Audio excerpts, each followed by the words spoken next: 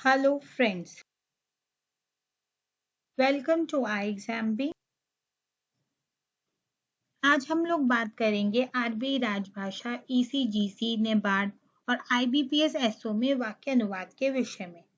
जैसा कि आप सभी लोग जानते हैं, इन सभी परीक्षाओं में वाक्य अनुवाद का बहुत ही महत्वपूर्ण स्थान है। तो चलिए देखते हैं कुछ वाक्य। शिक्षा में स्वायत्तता का अर्थ यह नहीं है कि विश्वविद्यालय विशिष्ट आवश्यकताओं के प्रति ध्यान ही न दे। इसके ऑप्शंस हैं। Autonomy in education does not mean that universities should not pay attention to specific needs. यह वाला वाक्य जो है ये प्रेजेंट टेंस के अंदर है, तो हमें ध्यान देना ही ट्रांसलेशन भी उसकी प्रेजेंट टेंस के अंदर ही होनी चाहिए। स्वायत्तता का इंग्लिश ट्रांसलेशन होता है ऑटोनॉमी, शिक्षा का होता है एजुकेशन। तो पहला ऑप्शन देखते हैं। Autonomy in education does not mean, यानी कि का अर्थ यह नहीं है कि that university should not pay attention to specific need, यानी आवश्यकताओं के प्रति ध्यान न दें। पहला ऑप्शन हम कंसीडर कर सकते हैं। दूसरा ऑप्शन है autonomy in education does not mean that an university should pay attention. ये ऑप्शन गलत होगा क्योंकि यहाँ पर दिया गया है आवश्यकताओं के प्रति ध्यान दे।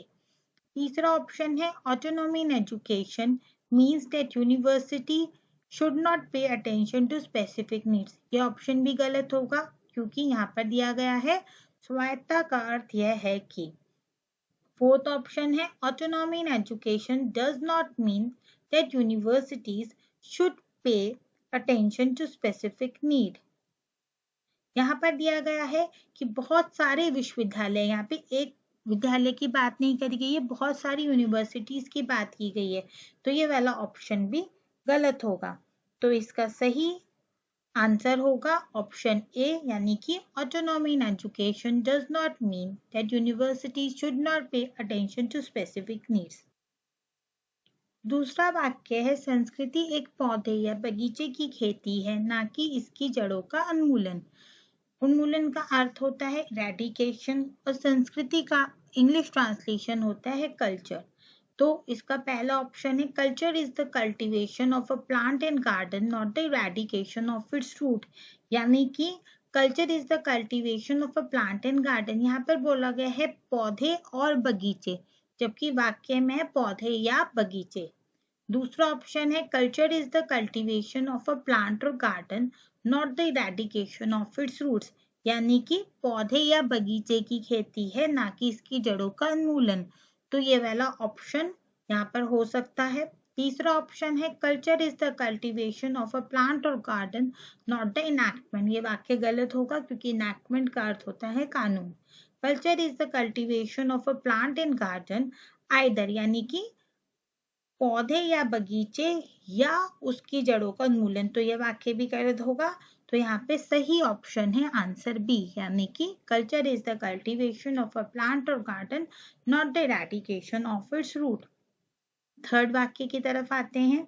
भारत की अर्थव्यवस्था को विशाल, जटिल और बढ़ती अर्थव्यवस्था के रूप में वर्णित किया गया है। अर्थव्यवस्था यानी इकोनॉमी, विशाल यानी ह्यूज, जटिल यानी कॉम्प्लेक्स और बढ़ती अर्थव्यवस्था यानी कि ग्रोइंग। पहले वाक्य में आते हैं। पहला ऑप्शन देखिए, वहां पर दिया गया है India's economy is described as small. तो ये वाक्य यहीं पर गलत हो जाएगा क्योंकि यहाँ पर छोटी अर्थव्यवस्था के बारे में बताया गया है। दूसरा ऑप्शन है India's economy is described as huge, complex and growing, यानी कि विशाल, जटिल और बढ़ती। इसको हम कंसीडर कर सकते हैं। थर्ड ऑप्शन है India's economy is described as huge, complex and undergrown। ये ऑप्शन भी गलत होगा। अंडरग्रोइंग होता है जो अभी तक विकसित नहीं हुई है। फोर्थ ऑप्शन है India's economy is described as huge, simple and growing। Simple यानी जो सरल है, जो सीधी है। तो ये ऑप्शन भी गलत होगा। यहाँ पर सही आंसर होगा option B, India's economy is described as huge, complex and growing। अब हम आते हैं फोर्थ सेंटेंस की तरफ। मनुष्य के जीवन में लक्ष्य का होना बहुत आवश्यक है। लक्ष्य के बिना जीवन दिशाहीन तथा व्यर्थ ही है। यह प्रेजेंट टेंस के अंदर इस वाक्य के बारे में बात की गई है, तो ट्रांसलेट करते समय हम इस बात का ध्यान रखेंगे। पहला ऑप्शन है it is very important to have a goal in human life. Life without a goal is directionless and pointless. इस वाले ऑप्शन को हम कंसीडर कर सकते हैं क्योंकि लक्ष्य के बिना यानी लाइफ विदाउट अ गोल, दिशाहीन यानी डायरेक्शनलेस और व्यर्थ यानी पॉइंटलेस। दूसरा option, it is very important to have a goal in human life, life with a goal, तो यह ऑप्शन नहीं हो सकता क्योंकि यहाँ पर बोला गया है लक्ष्य के साथ जीवन। थर्ड ऑप्शन है, it is very important to have a goal in human life, life without a goal is pointless and directionless. यह ऑप्शन भी गलत होगा क्योंकि यहाँ पर बोला गया है लक्ष्य के बिना जीवन व्यर्थ और दिशाहीन है, इसलिए यह ऑप्शन भी गलत होगा। फोर्थ ऑप्शन पे आते हैं, it was very important to have a goal in human life. यह ऑप्शन यहीं पर गलत हो जाएगा क्योंकि इसमें पास्ट टेंस के बारे में बात की गई है। तो सही आंसर होगा answer A, it is very important to have a goal in human life, life without a goal is directionless and pointless. अब हम आते हैं ऑप्शन 5 की तरफ। आदर्श राज्य वही है जहाँ प्रत्येक नागरिक अपने समुदाय का अंग बने रहने के लिए कृत संकल्प हो। आदर्श यानी आइडियल स्टेट, प्रत्येक यानी एवरी सिटीजन, समुदाय यानी कम्युनिटी और कृत संकल्प यानी डिटरमाइन। चलिए ऑप्शंस की तरफ देखते हैं। पहला ऑप्शन है the ideal state was one.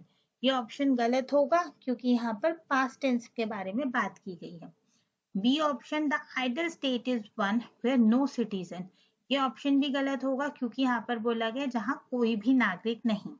Third option, the ideal state is one where every citizen is determined. यह ऑप्शन सही होगा क्योंकि यहाँ पर यही बोला गया है आदर्श राज्य वही है जहाँ प्रत्येक नागरिक अपने समुदाय का अंग बने रहने के लिए कृत संकल्प हो।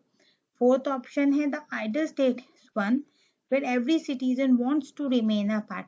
यहाँ पर कृत संकल्प के बारे में नहीं बोला गया है, यहाँ बोला गया है कि जहाँ प्रत्येक नागरिक उस समुदाय का हिस्सा बनना चाहता है। तो इस वाक्य में सही ट्रांसलेशन होगी आंसर सी, यानी कि the ideal state is one where every citizen is determined to remain a part of his community. जैसा कि आप सभी लोग जानते हैं, कुछ ही दिनों में आरबीआई ग्रेड ए राजभाषा और ईसीजीसी पीओ राजभाषा की परीक्षाएं आने वाली हैं। ईसीजीसी पीओ राजभाषा की परीक्षा के फॉर्म भरने की अंतिम तिथि 31 मई है। आप आई एग्जाम बी को सब्सक्राइब करें और आरबीआई ग्रेड ए राजभाषा प्लस ईसीजीसी पीओ राजभाषा के ऑनलाइन कॉम्बो कोर्स को सब्सक्राइब करें। एग्जाम बी के साथ जुड़कर आप अपनी परीक्षा की बेहतरीन तैयारी करें